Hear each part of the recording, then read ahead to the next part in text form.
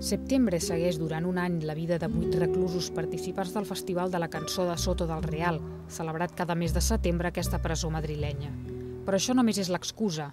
A partir d'aquí entrem en les vides d'aquests 4 homes i 4 dones, seguim de ben a prop les seves històries d'amor o de desamor dins la presó i veiem com tots intenten tirar endavant tot i les dificultats i prohibicions de la seva situació personal. A setembre toquem amor i toquem llibertat o manca de llibertat. Com més universal sigui el tema, menys crec que el director o el periodista, si es tractés d'un reportatge, hauria de fer un càsting. Crec que això desvirtua precisament la credibilitat d'aquest fet universal. Els meus 8 personatges tots tenen alguna història d'amor. No forçosament amor de parella, però pot ser l'amor cap a la filla, a la qual no li estàs dient que estàs a la presó, precisament perquè te l'estimes.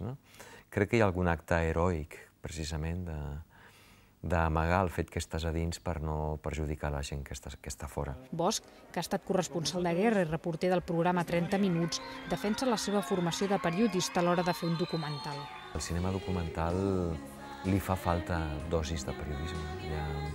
Hi ha cinema documental molt creatiu, però que de vegades quan acaba tens la sensació que ha mancat l'element periodístic, l'element informatiu. I per això no em sembla just que es consideri que allò que és periodisme no és creatiu. La creativitat potser està fins i tot en donar-li un segon de més o un segon de menys. I no deixa de ser periodisme.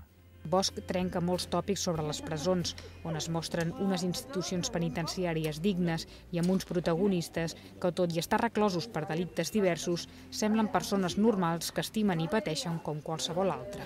Te quedas ahí y no te muevas. ¿Qué ha pasado? Tú te quedas ahí y no te muevas, ¿vale? No te muevas para nada. No. Para nada. Para nada.